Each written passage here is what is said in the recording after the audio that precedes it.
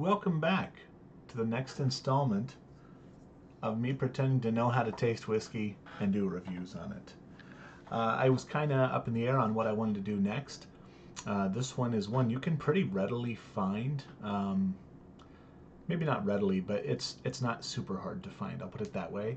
It's also kind of a little bit up in the air, debatable for is it worth it or not. So I figured I would do that. This may be helpful to some people.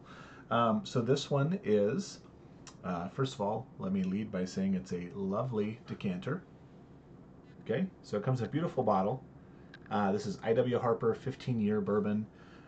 It is, I think, 86 proof. Yeah, 86 proof. Obviously aged 15 years. It is straight bourbon whiskey. So 15 years, great age statement. But the 86 proof catches a lot of people. And then also this retails for somewhere about $100. I think I've seen it as low as maybe 89 or 90 something, I think, when it's on sale. But usually you could find it on the shelf around 100 to 120 or so, give or take. I bought this back over the summer because I had tried a couple samples of it and thought it was pretty tasty, and had even passed up on buying it once, I think at 85 or 90 bucks. So I finally decided to buy it. And anyway, like I said, beautiful bottle, 15-year aged, nice color. I will just kind of come out and say, spoiler alert, I do like it. We'll get down to what my reaction is live because I've never rated it or anything like that. Anyway, let's get a pour of this bad boy. I think this is, I looked it up before. I think it's from Bernheim. I'm not 100% positive on that, and I think Bernheim is part of Heaven Hill. You can correct me in the comments. I'm not 100% on that. I'm not going to Google it while we sit here. But I'm pretty sure this is Bernheim. Anyway, cool bottle. Let's go ahead and get that poured. Just a little guy. All right, about an ounce-ish, give or take, maybe less. As you can kind of see, color's not bad. Pretty good color. Not sure if you can see the legs of it, but has some decent legs. I think for 15 years I would expect a slightly darker color. However, remember, this is not barrel proof. This is 86 proof. So I'm sure they diluted it down quite a bit to get to that point that they really wanted. So that's probably accounting for the lighter color. I will say, also spoiler alert, that I think if this was at barrel proof, this could be an exceptional whiskey. But as it stands, I think it's good. Like I said, spoiler. Nose is good.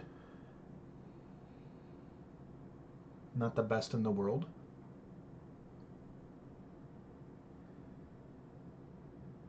Nosing technique, by the way, you can do it however you like. I tend to go mouth closed, right side, left side, mouth open, right side, left side, or vice versa. And I kind of change the depth I put it in there, but that's up to everyone else. It's also how big your nose is. Does it fit in there? Does it not? Who knows? Who knows? Planned that one out. Just kidding, I didn't. Yeah, I mean, it's a little muted. That comes with the lower proof, but it does have a great nose.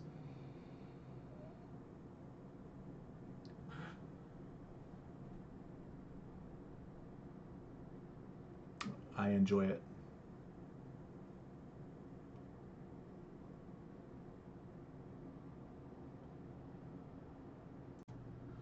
Okay, and we're going to pick up where we left off. I had to pause the video. My little guy woke up from a nap, just needed his binky. Now we're good to go. Anyway, nose, pretty darn good. Very oaky. Kind of, you can expect that with a 15-year. So you do get that oak. Like I said, you can just also tell it's kind of a smaller, or I'm sorry, lower proof. But it smells pretty good. You know, this is a great nose. Not unexpectedly for a $100 whiskey, although there are a lot of, you know, 80 to 100 plus things that are okay. Non-age dated or less than 5 or 6 year age dated, etc. Unfortunately, that's the trend the whiskey world is going for bourbon anyway. Anyway, this is smells good. Let's get into it.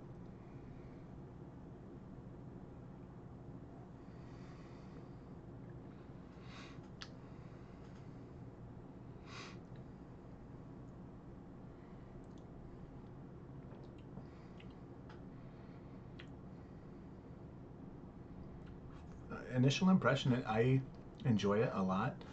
It initially comes as a little flat. As it starts to go over your tongue, you certainly get a little bit more. And then on the, on the finish, it actually has a pretty decent finish, impressive finish even for 86 proof. I think the age is doing it a lot of favors. What it lacks in proof, it certainly has some pretty nice complexity and flavor for being 15-year.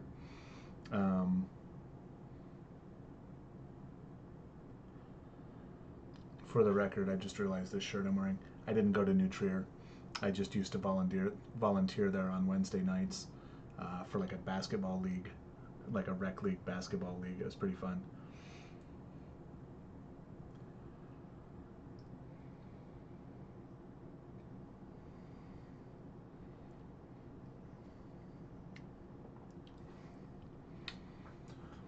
See, and I think this is where the debate gets heated.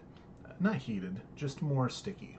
Of what is your value, or what is your want from a bourbon or desire for cost. Because this is very solid whiskey. You definitely get the oak. Um, it's smooth because it's 86 proof. So even for a non-bourbon or whiskey drinker, 86 proof is right in that normal wheelhouse. Most Scotch is about 86, 43 to 46% ABV. So this kind of fits that category, or even like the more mixer type whiskeys, your 40 proof or 40 ABV entry level mixing whiskey, etc. So this, to a lot of people who wanted to buy a more expensive expression, and it does have a gorgeous bottle. Well, I put it away already, but it's a gorgeous bottle. But is worth $100. I think that's where it becomes a little tricky, and that changes for each person based on your means, based on what else do you have in your collection. Is this for you? Are you buying it for someone else? Are you buying it for a novice? I think if you bought this for someone just getting into bourbon, or who doesn't really love bourbon, or isn't into it like a lot of us degenerates are, they would be impressed with this. I think they would like this a lot. There's nothing offensive about it. It's very approachable. 86 proof, great finish, but does not burn anywhere. Not that you would expect it would. But I think this is very solid. To me, I think at $100, I think that's right about the limit. I think if it's marked over that, no thank you. If you do find it on sale somehow for 75, 80, 90 bucks, it's an absolute buy. At least if you've never tried it. Obviously, if you don't like it, then you're not going to like it just because it's cheaper. But like I said, I think this is a solid whiskey. I'm kind of in probably the minority of thinking this is a pretty solid whiskey. But like I said in the beginning, if it were higher proof, if this was even like 100 proof, or even in this case 86. So yeah, if this was bumped up 10 to 95 to 100 proof, I think this would be a fucking excellent whiskey. This would be a very good whiskey if it was somewhere above 95 proof. Obviously closer, I think for most people, it seems to be like that 100, 110 range is what most, I would say the average whiskey drinker tends to gravitate towards. I may be wrong. Comment down there and tell me what you think. But I think that's a fair assumption that most average bourbon drinkers would gravitate towards the under 110 proof. 100 to 110 proof seems to be the sweet spot for a lot of people. That's not to say they don't like higher or they don't like lower. It's just that that's probably their comfort range. And I think if this were in that, this would be a fucking great whiskey. I think as it stands, this is a good whiskey.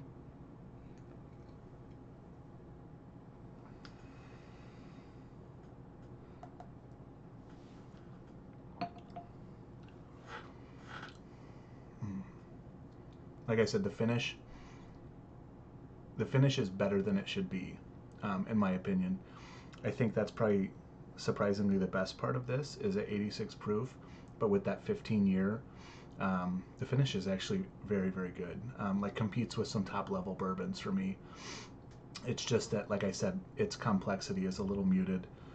86 proof, you're kind of getting that smooth experience rather than kind of tasting it at maybe what it should be or what I at least wish it would be. I would say overall rating for this, probably, I'd probably give it a 7.8, 7.8, 7.9, based on taste alone.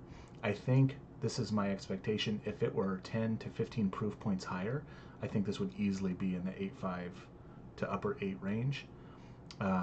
Because like I said, it has a lot going on to it, that are good. I should say it has a lot of good qualities. It's approachable, it's unoffensive, has all kind of your classic bourbon notes, a little sweet, and the finish is actually surprisingly long, and it's just very tasty, man. So like I said, if you're buying this for kind of an entry-level bourbon person or you want to impress them with a nice bottle, I think it's a great buy. I think if you've had it or were thinking about it, I don't think you're going to be mad you got it.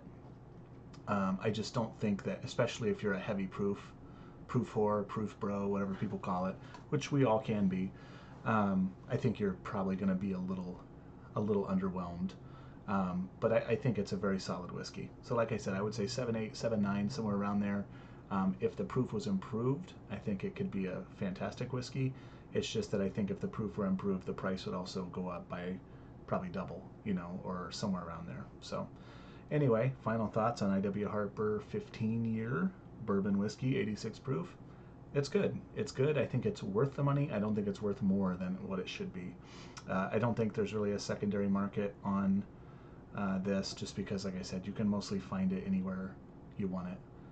Maybe not regularly, but it comes about every few months, a couple times a year, or whatever. So you can usually find it. Anyway, that's all I got to say about that. And thanks for watching. I appreciate it. And let me know what you want me to review next. I'm trying to point towards some more attainable things rather than unicorns. Although I'm sure unicorns, which I don't have any true unicorns, probably get more clicks because people want to know if it's worth chasing. So let me know. I'm thinking maybe some wild turkey next, maybe some stag. We'll see. All right. Thanks a lot, guys. Have a great night.